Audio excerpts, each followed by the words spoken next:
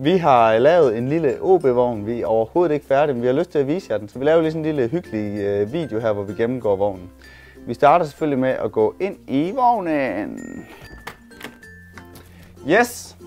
Her er den. Er den ikke bare fin, vores vogn? Der er gået mange timer på meget kort tid, men nu er den her. Jeg vil lige beskrive hurtigt, hvad vi har. Lige nu har vi den her lille mixer. Den får vi opgraderet til et kontrolinterface til en Blackmagic 2ME mixer. Så har vi indgraveret skærme hele vejen hen her. Dem kan vi selvfølgelig styre i vores krydsfelt. Der er intercom, så er der mulighed for lige at koble små højttalere til, når der ikke er lydmix på.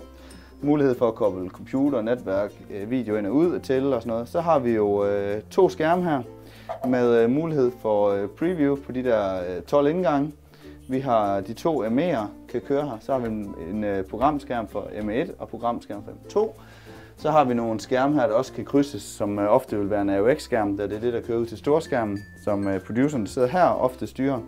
Han har også mulighed for at styre PC'en med alle de her skærme, hvor vi optager og har uger lige nu. Det er vildt smart og kan sidde og klippe video og sådan noget. Det er bare en PC, der står med en masse udgange.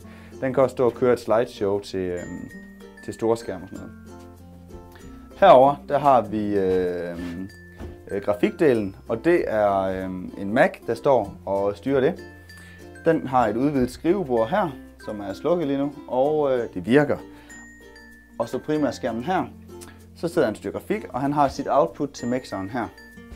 Hernede der har vi en iPad, og det er den, der styrer lydmixeren. Lydmixeren skal jeg nok vise jer senere, men det er rigtig smart, fordi så har vi mulighed for både at styre lyden ud af vognen og ind i vognen på samme tid, og så finde ud af, hvordan det skal lyde, og lave gate-kompressor, rumklang, effekter, multibåndskompressor på udgangen osv. osv.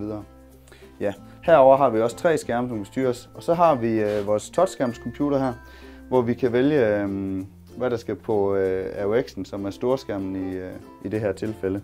Så er der mulighed for at sidde og klippe til livestream, samtidig med at der er en, der sidder og klipper til storskærm. Ja, det var vist det, jeg havde lyst til at fortælle herindefra. Lad os prøve at se på noget andet i vognen.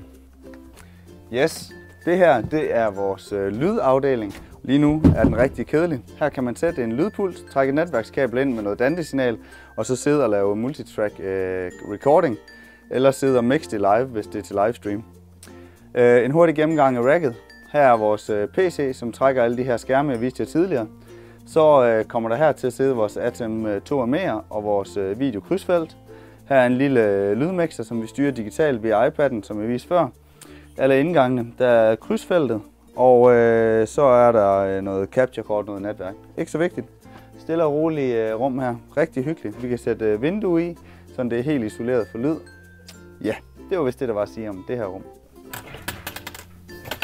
Nu er vi kommet til vores stikpanel, hvor vi sætter alle tingene til. Her er det muligt at trække ind til kamera. Vi har lavet 12 kamera inputs. Vi laver strøm til dem alle sammen. Og så har vi noget intercom. Vi har noget lyd. Vi laver et multikabel, som vi trækker ind. Og så er der noget ud til kameraerne med noget programsignal. Og så har vi ud til vores program på ME1, ME2, på AUX1 og AUX2. Og derudover har vi noget netværk, der kommer om lidt. Herudover så er der heroppe mulighed for at trykke på de her knapper. Her er det muligt at se de kameraer, man har sat til på en lille 7-tommer skærm. Og så se, om der er billede på kameraet, om det virker, om den er sat til det rigtige sted. Ja, så det er det. Når det regner, så lukker vi lågen igen. Her er en af vores kameraer. Og her ved kameraerne, der har vi selvfølgelig intercom. I intercom-systemet kører også vores tallelys, så man kan se, om man er klippet på. Kameraet har sin egen søger her, og herudover så har vi et programsignal her, som kan følge med i, hvad det er, der bliver optaget på program, fordi det ikke er altid nødvendigvis det der på storskærmen, som er det, der bliver klippet. Som I så tidligere, så kunne man klippe storskærmen separat. Ja, kameraerne de har mulighed for at styre lys, fokus og zoom heri. Og ja, så er det vist det. Det er selvfølgelig et oliehoved med justerbare tryk, og ja. Det er jo meget fint kamera. Det kører bare. Ud til kameraerne her, der har vi bare et enkelt multikabel, som er på en trommel, og derfor meget nemt at trække. Og vi kan trække op til 80 meter på de her kameraer, så vi kan komme rigtig langt væk med vores vogn i forhold til, hvor vi skal optage. Ja, sådan det. Det var det, vi havde valgt at vise i dag, og I skal nok få en meget flottere video, når vi engang er færdige med vognen. Vi kunne bare slet ikke vente med at vise jer det.